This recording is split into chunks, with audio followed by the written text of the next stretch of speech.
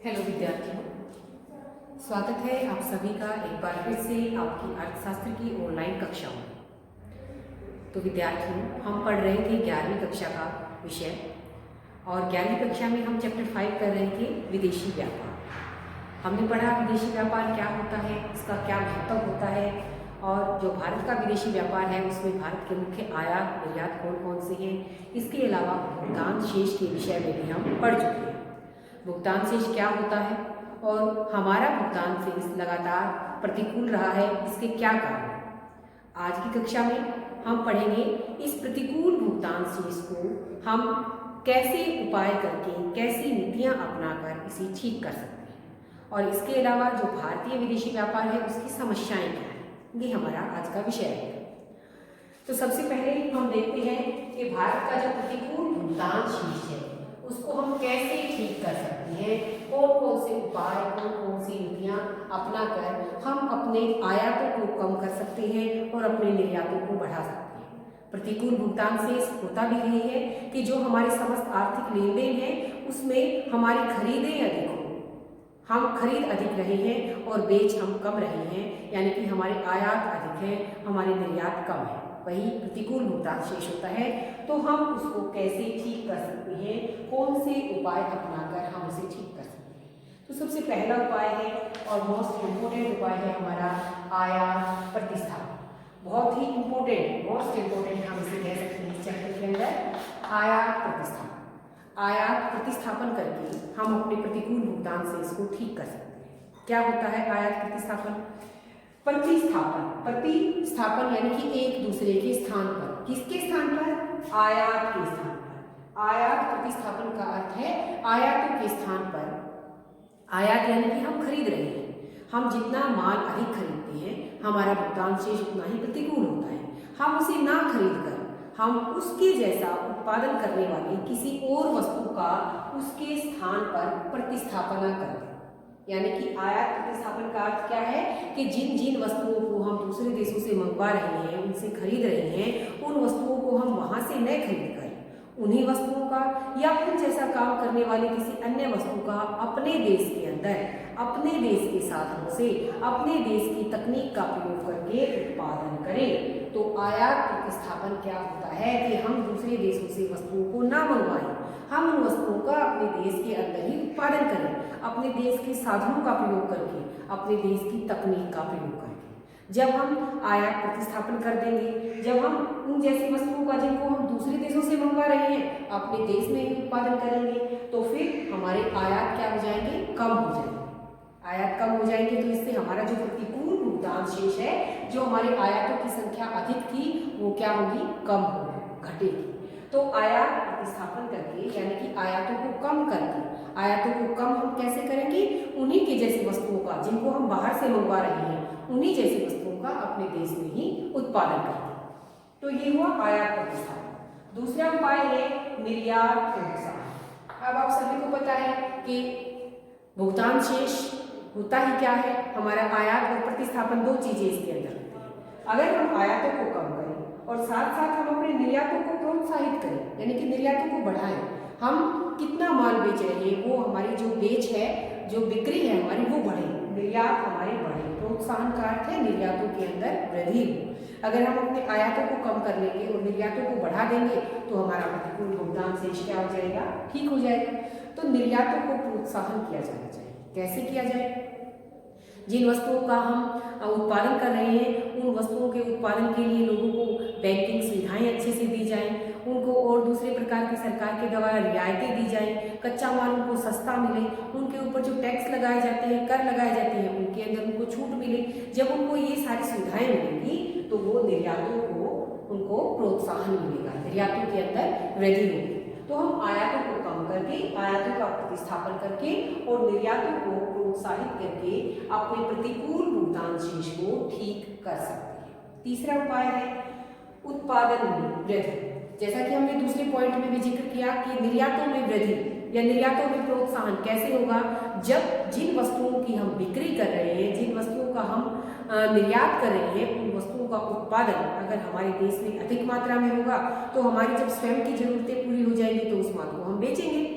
तो जब उत्पादन बढ़ेगा तभी निर्यातों में वृद्धि होगी।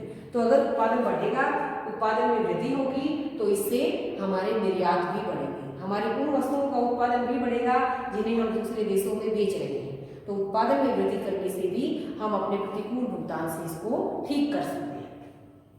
अगला उपाय है विदेशी निवेश में प्रोत्साहन।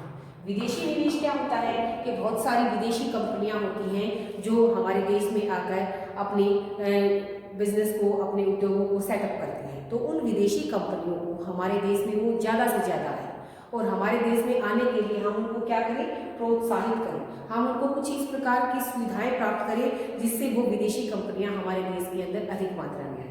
जब विदेशी कंपनियां निवेश करेंगी हमारे देश के अंदर तो उससे हमारे देश के उत्पादों में वृद्धि होगी, निर्यातों में वृद्धि होगी और फिर आयातों का प्रोत्साहन, आयातों का प्रतिस्थापन होगा। तो इस प्रकार विदेशी निवेश को प्रोत्साहन देकर भी हम क्या कर सकते हैं, प्रतिकूल भुगतान से इसको कुछ ठीक कर सकते हैं। अगला उपाय है विदेशी पर्यटकों को आकर्षित करना। पर्यटक, विदेशी पर्यटक कौन होते हैं, जो दूसरे देशों से हमारे देश के अंदर घूमने के लिए, सैर सपाटे के लिए आते हैं। जो घूमने के लिए आते हैं उन्हें हम पर्यटक कहते हैं। तो अगर विदेशी पर्यटक हमारे देश के अंदर हमारे देश को देखने के लिए, हमारे देश को घूमने के लिए आते हैं तो वो हमारे देश की करेंसी का प्रयोग करेंगे, वो विदेशी करेंसी को यहाँ पर लाकर हमारे देश की करेंसी से चेंज करेंगे। तो इस प्रकार से क्या होगा, जो विदेशी पूंजी होगी वो हमारे देश में है। तो जब विदेशी पर्यटक अधिक मात्रा में हमारे देश में आते हैं तो वो अधिक मात्रा में हमारे देश के माल को खरीदते हैं, हमारे देश की सेवाओं का प्रयोग करते हैं और विदेशी पूंजी हमारे देश के अंदर आती है। तो जब विदेशी पर्यटकों को अधिक मात्रा में आकर्षित किया जाए, यानी कि उनको कुछ इस प्रकार से दिखाया जाए, बताया जाए कि अधिक से अधिक मात्रा में विदेशी पर्यटक हमारे देश के अंदर आए, तो इससे भी क्या मिलेगा, सबल मिलेगा हमारे अर्थव्यवस्था को, हमारा प्रतिकूल भुगतान से ठीक होगा। इसके बाद लास्ट पॉइंट है हमारा आयातों पर प्रतिबंध। जैसा कि हमने पहले पॉइंट में बताया कि हम उन वस्तुओं का अपने देश में भी उत्पादन कर सकते हैं या उन्हीं के जैसा काम करने वाली वस्तुओं का अपने देश में उत्पादन कर सकते हैं, तो वो तो हुआ प्रतिस्थापन। लेकिन एक और उपाय भी है, वो क्या है कि हम इन आयातों के ऊपर प्रतिबंध लगा सकते हैं, इनके ऊपर रुकावट लगा सकते हैं, बैरियर्स लगा सकते हैं। कैसे लगाएंगे, हम आयातों के ऊपर टैक्स लगा सकते हैं। जब आयातों के ऊपर ज़्यादा टैक्स सरकार लगाएगी तो उससे क्या होगा, आयात अधिक महंगे हो जाएंगे। आयात महंगे होंगे तो आप सभी को पता है महंगी वस्तु की बिक्री कम होती है, लोग उसको कम खरीदेंगे।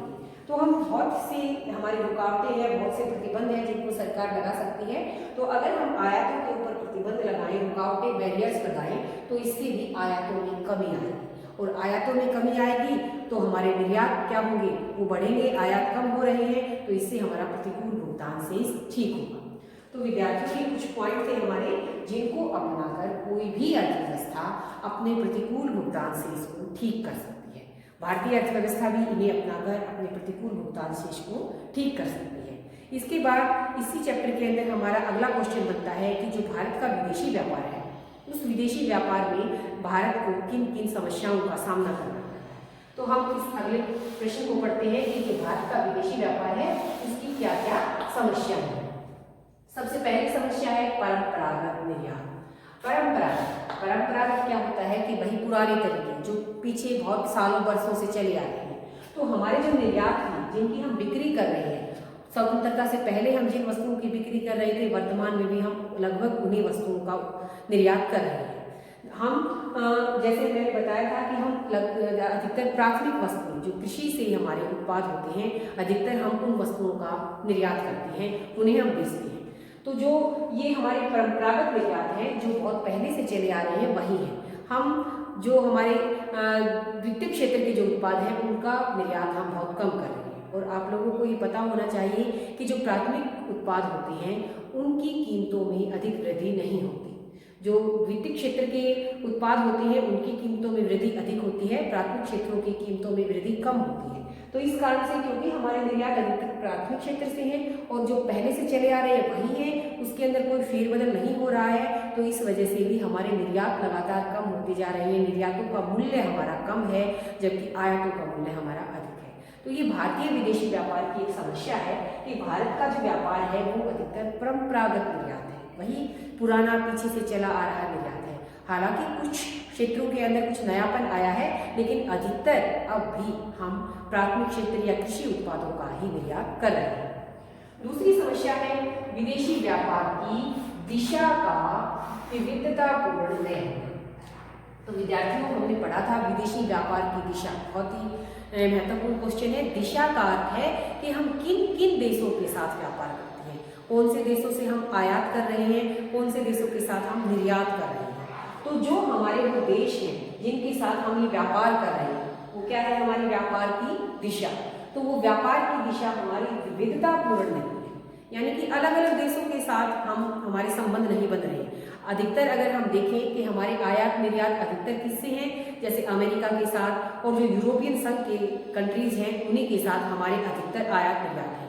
हमारे आयात निर्यात करने वाले देशों में अधिक विविधता नहीं है, ज़्यादा अलग अलग देश हमारे नहीं हैं। कुछ देश, गिने चुने देश ऐसे हैं जिनके साथ हम अपने आयात भी कर रहे हैं, निर्यात भी कर रहे हैं। तो ये सही नहीं होता। हमारी जो विदेशी व्यापार की दिशा जो है वो विविधतापूर्ण होनी चाहिए, यानी कि अलग अलग देशों से हमें व्यापार करना चाहिए, तभी विदेशी व्यापार में हमें फायदा भी रहता है। तो हमारे विदेशी व्यापार की अगली समस्या क्या हुई कि हमारे विदेशी व्यापार की दिशा वो विविधतापूर्ण नहीं है। कुछ सिलेक्टेड कंट्रीज हैं जिनके साथ हम आयात निर्यात कर रहे हैं। अगली समस्या है निर्यातों में उच्च आयात अंश का। तो इसका अर्थ क्या है कि जो हमारे निर्यात है, जो हमारी बिक्री है, वो बिक्री भी हम किसकी कर रहे हैं, उस बिक्री हम उन वस्तुओं की बिक्री कर रहे हैं जिनको तैयार करने में पहले हमें माल को आयात करना पड़ता है। ध्यान से समझना है, निर्यातों के अंदर, निर्यात तो हमारे बेचने वाली चीजें होती हैं, उसमें उच्च आयात अंश कैसे हुआ, जैसे हम जिन जिन चीजों का, जिन जिन वस्तुओं का, जिन जिन मदों का हम बिक्री करते हैं, निर्यात करते हैं, उनको तैयार करने से पहले हमें उनका कच्चे माल के तौर पर हम क्या करते हैं, आयात करते हैं। तो हमारी ये समस्या है, हमारे विदेशी व्यापार की समस्या है कि हम जिन वस्तुओं का निर्यात कर रहे हैं, उन वस्तुओं को तैयार करने से पहले हमें उसे दूसरे देशों से कच्चे माल के तौर पर मंगवाना पड़ता है। तो तैयार माल को करने के लिए भी हमें किस पर डिपेंड रहना पड़ा, आयात पर डिपेंड रहना पड़ा। जैसे हमने पढ़ा था कि हम हीरे जवाहरात का इनका काम करते हैं, ये हमारे आयातों में भी है, निर्यातों में भी है। तो पहले हम उसे आयात करते हैं रॉ मटेरियल के तौर पर, फिर उसको तैयार करके फिनिशिंग करके फिर उसकी बिक्री करते हैं। तो निर्यात में भी हमारे क्या है, उच्च आयात अंश है, आयातों का भाग ज्यादा है। पहले हमें उनको आयात करना पड़ता है, फिर उसको तैयार करके हम निर्यात करते हैं। तो हमारे निर्यात कैसे हैं, उन निर्यातों में आयातों का अंश, आयातों की हिस्सेदारी अधिक है। अगली समस्या है भुगतान शेष घाटा। तो विद्यार्थियों, ये हमने पीछे पढ़ा है कि हमारा जो भुगतान शेष है, जो हमारे समस्त आर्थिक लेन देन का लेखा जोखा है, उसके अंदर हमारे आयात जो है क्या है, लगातार हमारे बढ़ते जा रहे हैं। वो भुगतान शेष का घाटा जो है वो बढ़ता जा रहा है। ये तो है ही कि हमारे आयात अधिक हैं, निर्यात कम है, लेकिन ये आयात हर साल और अधिक अधिक होते जा रहे हैं। यानी कि पहले साल, अगर मान लिया पिछले साल हमारे आयात और निर्यातों का अंतर जो था, इस साल उससे भी अधिक वो अंतर बढ़ेगा। तो हमारा जो व्यापार शेष का घाटा है, वो घाटा तो है ही, लगातार वो घाटा बढ़ता भी जा रहा है। तो क्या कहेंगे हम, भुगतान शेष का घाटा हमारा कंटिन्यूस लगातार बढ़ता जा रहा है, हमारा प्रतिकूल भुगतान फेस और अधिक प्रतिकूल होता जा रहा है। तो ये भी हमारे विदेशी व्यापार की एक समस्या है। इसके बाद है अंतर्राष्ट्रीय प्रतियोगिता। तो जब विदेशी व्यापार होता है तो अंतर्राष्ट्रीय प्रतियोगिता तो होती ही है, विभिन्न देशों का आपस में कंपटीशन होता है, उनकी वस्तुओं का आपस में क्वालिटी वाइज प्रतियोगिता होती है। तो जो भारत का विदेशी व्यापार है, उसके अंदर भी भारत को टक्कर की प्रतियोगिता का सामना करना पड़ता है, और इस प्रतियोगिता में जिनकी क्वालिटी अच्छी होगी और जिनकी कीमतें भी कम होंगी, वही उत्पाद अधिक मात्रा में उसकी बिक्री हो पाएगी। तो हमें अंतर्राष्ट्रीय प्रतियोगिता का बहुत अधिक सामना करना पड़ रहा है। और लास्ट हमारी समस्या है दुर्बल राजनीतिक कूटनीति। इसके अंतर्गत हमारे देश की जो राजनीतिक पॉलिसीज हैं, जो नीतियां हैं, कूटनीतियां हैं, वो आती हैं। क्योंकि कई बार देशों के अंदर क्या होता है, सरकारें जल्दी जल्दी उलटती पलटती रहती हैं, तो भी वो कोई मजबूत राजनीतिक कूटनीति तैयार नहीं कर पाती।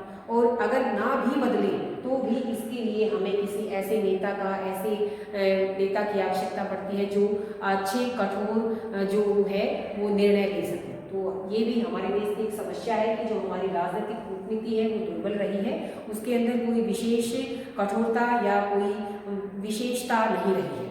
तो ये कुछ हमारी समस्याएं थी जो हमें विदेशी व्यापार के दौरान हमें देखनी पड़ी है, और हमने जो हमारा प्रतिकूल भुगतान शेष था उसे हम कैसे ठीक कर सकते हैं। तो लगभग इस चैप्टर के हर एक टॉपिक को हमने कर लिया है, और उम्मीद है आप सभी को भी सभी टॉपिक समझ में आ गए होंगे। अगर आपको समझ में नहीं आए हैं तो आप वीडियो को एक बार फिर से सुने, 2 बार सुने, 3 बार सुने, जहाँ तक मुझे लगता है आपको अवश्य समझ में आएगा। और आपको कितना समझ में आया, कैसा समझ में आया, वीडियो कैसी लगी, ये आप कमेंट बॉक्स में कमेंट करके ज़रूर डालें। धन्यवाद।